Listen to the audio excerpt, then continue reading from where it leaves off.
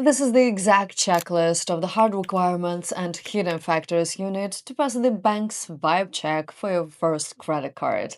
Let's get it. Welcome to the financial version of you can't get a job without experience and you can't get experience without the job. Except here, the job is a piece of plastic that lets you buy a burrito on a Tuesday and pay for it in 3 weeks. Before you start dreaming of 1% cashback on your $12 oat milk lattes, you have to pass the bank's vibe check. The lenders don't care about your potential, they care about data. And right now, you don't have it. First, the law. If you're 18, congratulations, you can go to war. But the government thinks you are too impulsive to handle a $500 limit. Per the Credit Card Act, if you're under 21, you must prove the independent income. Now, your projected earnings from your future TikTok career don't count. You need a W-2 or pay stub that proves you make the money. If you're 21 or older, the gates creak open. You can include accessible income, which is bank speak for I live with a partner who has a real career and I can use their money to pay the bill. Write it all down. It's your only leverage. Most people assume their credit is zero, but you need to verify it isn't negative.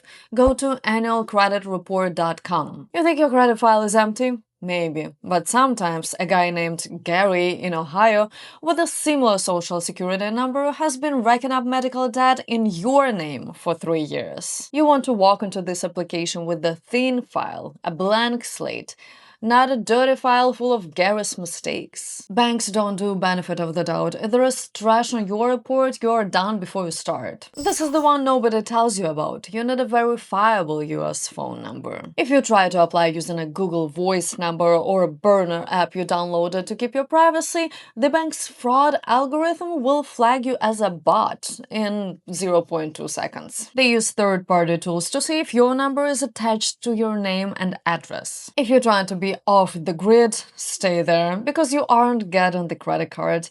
Use the real contract-based number that proves you exist in the physical world. The bank is going to ask you for your monthly housing payment. Be honest, but be smart. They're looking at your debt-to-income ratio. If you tell them you make $2,000 a month and your rent is $1,800, the computer does the math and realizes you can't even afford the pack of gum, let alone a credit card bill. If you live at home and pay zero rent, put zero.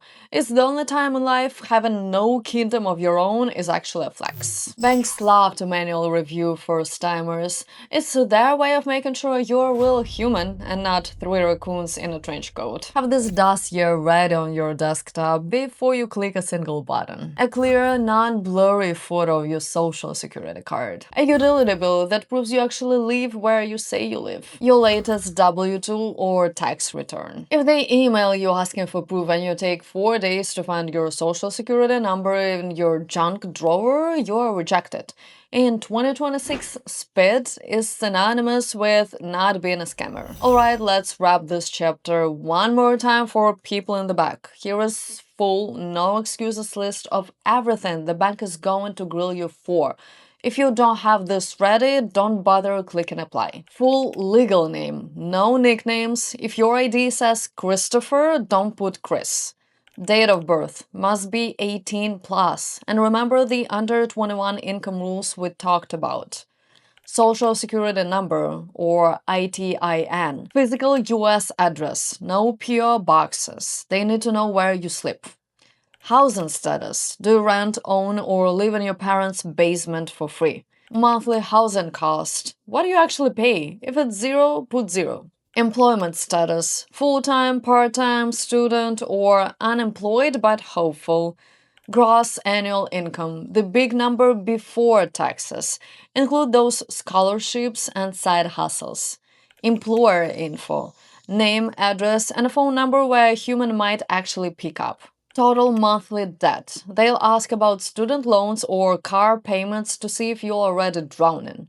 US phone number, a real one, no burner apps, no secret internet lines. Email address, use a professional one. pizzalover2026@gmail.com doesn't exactly scream financially responsible.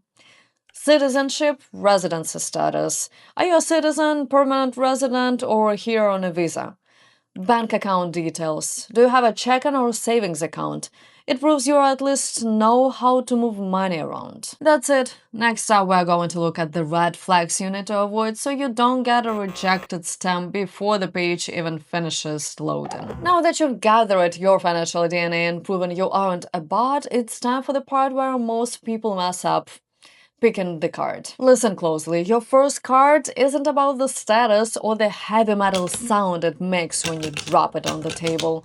It's a tool. Right now, you're looking for a lender who's willing to take a risk on a nobody. Here are the factors you actually need to weigh before you let a bank run a background check on your soul. You have two main paths here, and choosing the wrong one is the great way to get an instant no. First, the secured card. This is the financial version of training wheels. You give the bank $200 and they give you $200 limit. Yes, you're essentially borrowing your own money and paying them for the privilege. It feels like a scam because it kinda is, but it's the only way to build a bridge when you have zero history. Second, the student card. If you're currently enrolled in a school that isn't YouTube University, this is your best bet. This card's designed for people with no credit and no life. They usually don't require a deposit, but they'll watch you like a hawk. Pick the one that fits your current build. Don't try to jump into a premium card when you are still a level 1 character. Every credit card offer has a Schumer box. It's that boring table of numbers that looks like a tax return. Ignore the marketing fluff about points and miles. You aren't flying to Ibiza on a $300 limit. Look for two things: the annual fee. If a starter card asks for an annual fee, laugh and close the tab. You shouldn't have to pay a subscription fee just to have a line of credit. Your goal is $0. The APR. This is the interest rate. It's going to be high, probably 25% or more. But here's the secret: the APR only matters if you're bad with money. If you pay your bill in full every month, your APR is effectively zero. Treat it like a stupidity tax. Only people who carry a balance actually have to pay it. This is the most underrated factor. You want a card that graduates. If you get a secured card from the place like Discover or Navy Federal, they will review your account in 6 or 8 months. If you haven't been a disaster, they will give you your deposit back and graduate you to the real adult credit card. If you hand your deposit to a lender with no graduation path, you're just tossing your savings into a corporate abyss and waving goodbye. Always ask, when do I get my money back? Before you apply, check if the bank has a reconsideration line. Issuers like American Express or Chase actually have humans you can talk to. If the algorithm rejects you because your file is too thin, a human might look at your income and say, fine, let's give the kid a chance. If you pick a bank that is 100% automated with zero customer service, a no is a permanent no. Choose a bank that at least pretends to care about your existence. Finally, stop looking at the rewards. 1% cashback on a $300 limit is $3. Do not choose a card because you get a free sandwich once a year. You are here for the data. You want a card that reports to all 3 credit bureaus every single month. That's the only reward that matters right now. Once you have your 750 score, you can start playing the points game. For now, you're just trying to get through the front door. Congratulations if you have followed this blueprint, you're about to have your first credit card. But getting a card is only 10% of the battle. Most people get their first credit card limit of $300 and treat it like a winning lottery ticket. Don't be that person. The next 90 days are a test. The bank isn't giving you a credit because they trust you. They're giving it to you to see if you'll trip over your own feet. Here is the secret to a fast-growing score. Just because you have $300 limit doesn't mean you should use that $300. If you max out your card, even if you paid it off later, the algorithm sees you as a high-risk spender. Use the card for one small thing, a Netflix subscription or a tank of gas, and put it in a drawer. Keep your usage under 10%. You want the credit bureaus to see that you have access to money, but you are too disciplined to actually touch it.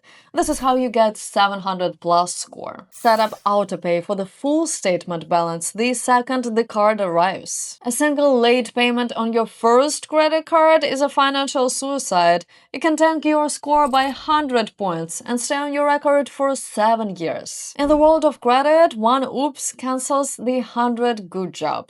Don't trust your memory, trust the machine. If you started with a secured card, set a calendar alert for 6 months from today. This is the day you call the bank and you demand your deposit back. If you've been perfect, they'll graduate you. If they say no, ask why, fix it, and call them back in 30 days. Credit isn't extra money, it's a tool that either builds a house or burns it down. Don't forget to subscribe. In the next video, we'll talk more full about best credit card types for beginners. It was Mary with you, and I'll see you in the next one.